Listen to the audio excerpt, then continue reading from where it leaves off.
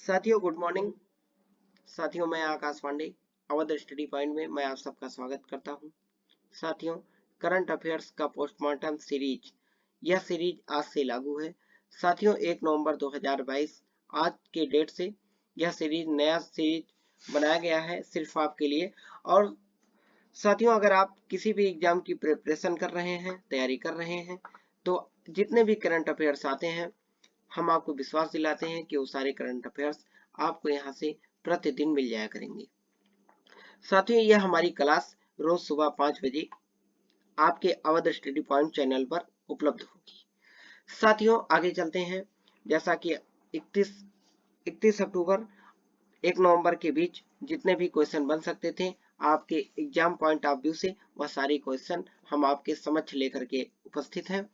साथियों एक चलते चलते पहले हम देख लें कि एक मोटिवेशन कोर्स जरूरी है। साथियों हमें एक अंदर से शक्ति देने के लिए, एक अंदर से प्रेशर देने के लिए कि नहीं, कभी कभी क्या होता है कि हम टूट जाते हैं, कभी कभी हम हताशा हो जाते हैं, हम हार मान लेते हैं।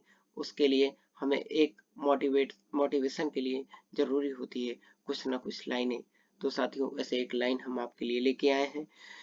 साथियों एक लाइन है, खोल दे पंख मेरे कहता है परिंदा, अभी और उड़ान बाकी है, अभी और उड़ान बाकी है, जमीन नहीं है मंजिल मेरी, जमीन नहीं है मंजिल मेरी, जमीन नहीं है मंजिल मेरी, अभी पूरा आसमान बाकी है, अभी पूरा आसमान बाकी है। साथियों मेहनत आप कीजिए, मेहनत हम करेंगे, मुकाम आपको एक दिन अवश्य मिलेगा।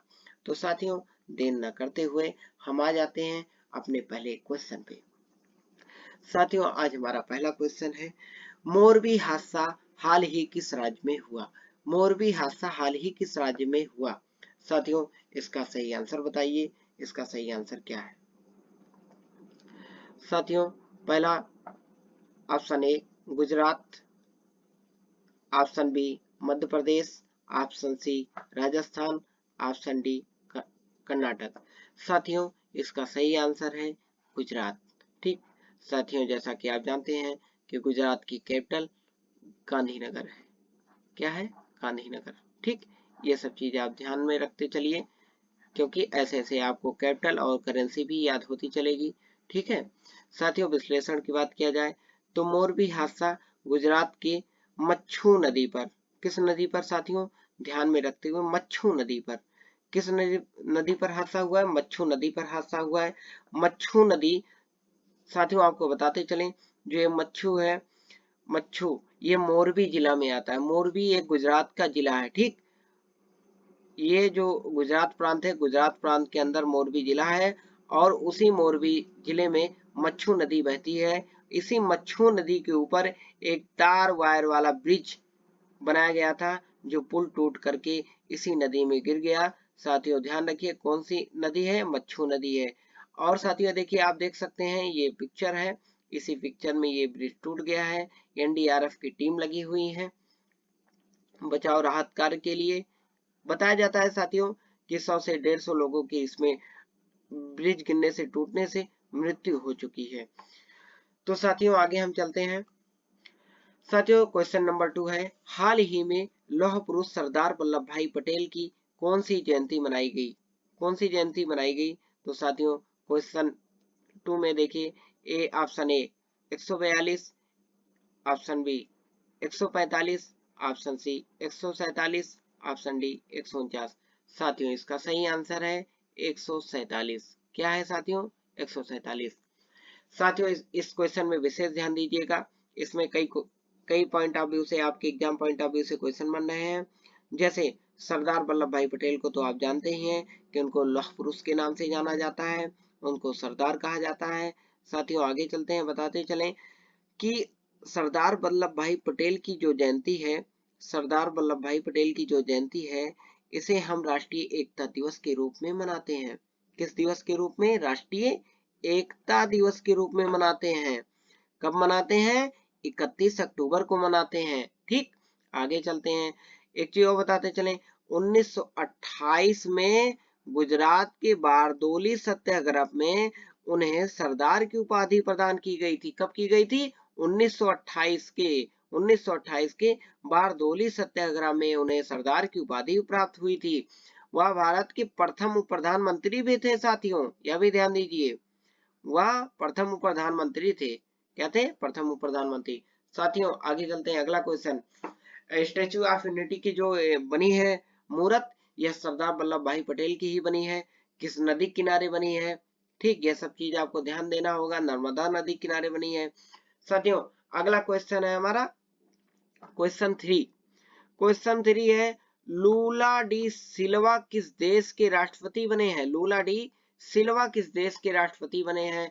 तो ऑप्शन ए है साथियों Brazil, option B Taiwan, option C है जापान, ऑप्शन डी इजराइल। ठीक, इसका सही आंसर क्या साथियों बताइए? इसका सही आंसर है ब्राजील। ये भाई साहब ब्राजील के राष्ट्रपति बने हैं।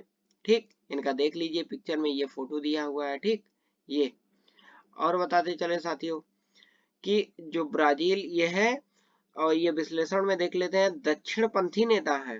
ठीक, दक्षिणपंथी नेता बोल्सोनारो। ठीक, ये साथियों दक्षिणपंथी नेता ये बोल्सोनारो को हराकर वामपंथी नेता लूला ये जो है डी सिल्वा ने ब्राजील के राष्ट्रपति पद पर आसीन हुए हैं। ठीक ठीक, लूला डी सिल्वा ब्राजील के तीसरी बार राष्ट्रपति पद पर आसीन होंगे, ये भी ध्यान दीजिए। ठीक, चुनाव में ये तीसरी बार जीते हैं अपने यहाँ। इजराइल की कैपिटल बताते चले आपको, क्या है? जेरूसलम है। जापान टोक्यो तो आप जानते ही हैं। ठीक है, ये सब साथियों आप ध्यान देते चलिए। अब बात कर लेते हैं साथियों हम अगले क्वेश्चन की। Question number 4। क्वेश्चन नंबर 4 है साथियों फ्रेंच। ये क्वेश्चन आपका आ गया खेलकूद की दुनिया से, फ्रेंच स्पोर्ट से है। फ्रेंच ओपन बैडमिंटन 2022 का खिताब किस देश ने जीता? फ्रेंच ओपन बैडमिंटन 2022 का खिताब किस देश ने जीता? तो साथियों ऑप्शन बताइए। ये चीन, Taiwan, option C Japan, option D Bharat. इसका सही आंसर क्या है? देखिए सात्विक, ध्यान दीजिए, नाम भी पढ़िए, बहुत ध्यान से पढ़िएगा, ये पूछ सकता है साथियों। सात्विक और चिराग की जोड़ी ने बैडमिंटन फ्रेंच ओपन 2022 का खिताब ताइवान को हराकर जीता है। ठीक, ताइवान को हराकर जीता है। किसको हराकर साथियों? ताइवान को हराकर जीता है। ठीक, ये सब चीजें ध्यान दीजिए। और एक चीज बताते, बड़ा दिलचस्प क्वेश्चन है कि 1983 के लंबे दशक बाद भारत ने ताइवान के पुरुष युगल जोड़ी लू चिंग यांगपो और हान को हराकर यह खिताब जीता है। ठीक, इतने लंबे दशक बाद यह खिताब भारत ने जीता है, अभी तक भारत नहीं जीता था। साथियों आगे चलें, अगला क्वेश्चन है क्वेश्चन 5। राष्ट्रीय दिव्यांग कप T20 का उद्घाटन किस राज्य ने किया? राष्ट्रीय दिव्यांग कप T20 का उद्घाटन किस राज्य ने किया? हरियाणा ने। Option A Haryana, option B Rajasthan, option C Uttar Pradesh, option D Assam. साथियों इसका सही आंसर है उत्तर प्रदेश। लखनऊ में माननीय श्री मुख्यमंत्री श्री योगी आदित्यनाथ ने इसका उद्घाटन किया है। ठीक, इसको ध्यान में लिख लीजिए। और उत्तर प्रदेश की कैपिटल जो है लखनऊ है। ठीक, ये सब ध्यान दीजिए। और साथियों इसमें ज्यादा क्वेश्चन नहीं है। आगे साथियों ध्यान दीजिए क्वेश्चन नंबर 6। हाल ही में ग्रोम शब्द चर्चा में था। कौन सा शब्द चर्चा में था? ग्रोम शब्द। साथियों ये है ग्रोम शब्द। ठीक, हाल ही में ग्रोम शब्द चर्चा में था, वह क्या है? एक समुद्री स्तनपायी है, क्या ऑप्शन बी कर्टम कंप्यूटर है, क्या ऑप्शन सी आर्टिफिशियल इंटेलिजेंस में प्रयुक्त उपकरण है, क्या ऑप्शन डी रूसी परमाणु ड्रिल है? साथियों इसका सही आंसर है रूसी परमाणु ड्रिल। क्या है? रूसी परमाणु ड्रिल इसका सही आंसर है। विश्लेषण में देखते हैं साथियों क्या है। हाल ही में रूसी राष्ट्रपति ने, ठीक, पुतिन साहब को तो आप जानते होंगे कि यूक्रेन में इस समय युद्ध हो रहा है, कितने दिन से युद्ध हो रहा है, अभी बंद होने का नाम ही नहीं ले रहा है। तो साथियों आगे देखते हैं, रूस के सामरिक परमाणु बलों द्वारा आयोजित ग्रोम अभ्यास का अवलोकन किया। ठीक, किस अभ्यास का अवलोकन किया? ग्रोम अभ्यास का अवलोकन किया। और यह अभ्यास ध्यान दीजिए, यह अभ्यास नाटो के वार्षिक प्रमाण बल अभ्यास स्टैंड फास्ट नून, क्या है, पढ़िए ध्यान से, इसको लिख लीजिए अपने नोटबुक में, स्टेट फास्ट नून के साथ हो रहा है। किसके साथ होता है? स्टेट फास्ट नून के साथ हो रहा है। ठीक, ये सब चीजें क्वेश्चन ध्यान दीजिए साथियों। अब आगे हम चलते हैं। अच्छा साथियों, इसमें कुछ आपको हम बताते चले, जैसे रूस। ठीक, आप रूस पढ़ लिए। रूस की कैपिटल क्या है? रूस की कैपिटल आपको रुकिए लिखाते चले हैं। ये कैपिटल कैपिटल है मॉस्को। ठीक, क्या है? मॉस्को। मॉस्को क्या है? कैपिटल है इसकी। ठीक, इसके करेंसी की बात कर लें अगर, करेंसी क्या है? रूबल है। करेंसी क्या है? रूबल है। ठीक साथियों, एक चीज और बताते चले, इसमें 100 जो है इससे 16 देशों की सीमाएं लगती हैं।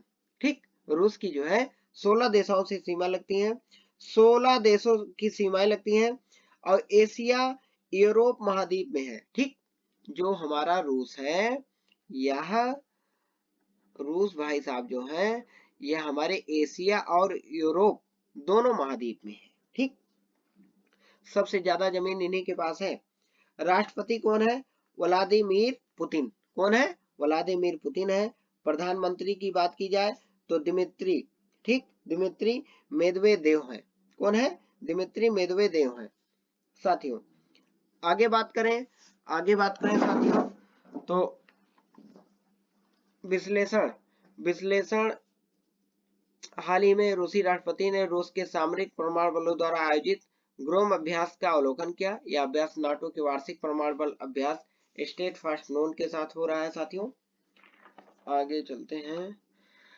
क्वेश्चन नंबर 7, आईएमटी त्रिपक्षीय नौसैनिक अभ्यास कहाँ आयोजित किया गया? आईएमटी त्रिपक्षीय नौसैनिक अभ्यास कहाँ आयोजित किया गया? साथियों हम बार बार क्वेश्चन को पढ़ते हैं, बार बार आंसर आपको इसलिए बताते हैं कि आपको हम यही रटा देना चाहते हैं। बार बार हम क्वेश्चन को बोल रहे हैं, बार बार हम आंसर को पढ़ रहे हैं, कि आपको हम ये नहीं कि एक बार बोल दिए बस कहानी खत्म। आपको इसीलिए बार बार बता रहे हैं कि ताकि आपको याद होता रहे, आपको यही याद हो जाए, आप भूले ना।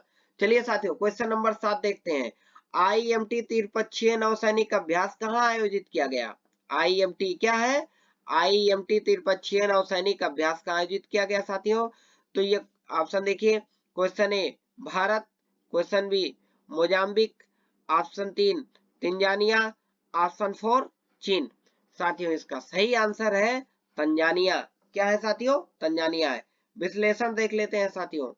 ठीक, यह अभ्यास तंजानिया के दर अस सलाम में, कहां पे? दर, ये लिखा है साथियों, तंजानिया के दार अस सलाम में आयोजित किया गया। यह अभ्यास कब से किया जा रहा है?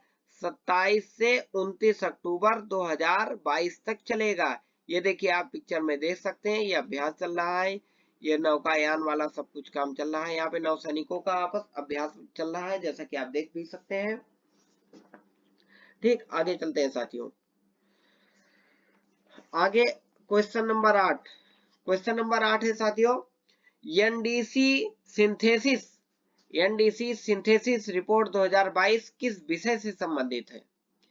एनडीसी सिंथेसिस रिपोर्ट 2022 किस विषय से संबंधित है?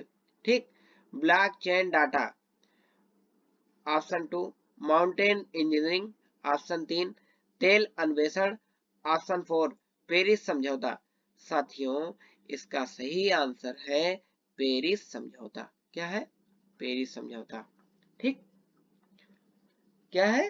पेरिस समझौता है। ये सब याद करके रखिए साथियों। अच्छा कुछ और बताते चले आपको इसके बारे में। देखिए पेरिस जानते हैं किसकी राजधानी है? फ्रांस की राजधानी है। मुद्रा क्या है? यूरो है। किस महाद्वीप में है? यूरोप महाद्वीप में है। प्राचीन नाम इसका बता दें, इसका प्राचीन नाम था गॉल। क्या था प्राचीन नाम? गाल था। ठीक, ये सब चीजें आप ध्यान देते चलिए। साथियों हम आगे चलते हैं। फिट इंडिया फ्रीडम रन 3.0 किसके द्वारा आयोजित किया गया? किसके द्वारा आयोजित किया गया? फिट इंडिया फ्रीडम रन 3.0 किसके द्वारा आयोजित किया गया? साथियों देखिए, इसमें है ऑप्शन ए भारतीय खेल प्राधिकरण। क्या है? भारतीय खेल प्राधिकरण। ऑप्शन बी भारतीय हॉकी महासंघ। ऑप्शन सी भारतीय फुटबॉल संघ। ऑप्शन डी भारतीय क्रिकेट कंट्रोल बोर्ड। साथियों इसका सही आंसर है भारतीय खेल प्राधिकरण। ठीक, आगे चलते हैं साथियों। ये हमारा आखिरी क्वेश्चन है, क्वेश्चन नंबर 10। भारत किस देश के साथ गरुड़ 6 नामक वायुसेना अभ्यास आयोजित करता है? ठीक, भारत किस देश के साथ गरुड़, बार बार बोल रहे हैं, अभ्यास पूछता है क्वेश्चन में। कौन कौन सा सैन्य अभ्यास किसके किसके बीच हुआ था, कब हुआ था, कहां पर हुआ था, ये बार बार क्वेश्चन पूछा जाता है, याद कर लीजिए साथियों। ठीक, गरुड़ 6 नामक वायुसेना अभ्यास, थल सेना नहीं, वायुसेना अभ्यास आयोजित करता है। कहा, कौन करता है? यूके करता है कि फ्रांस करता है कि हमारा ये यूएसए करता है कि इजराइल करता है? इसका सही आंसर क्या है साथियों?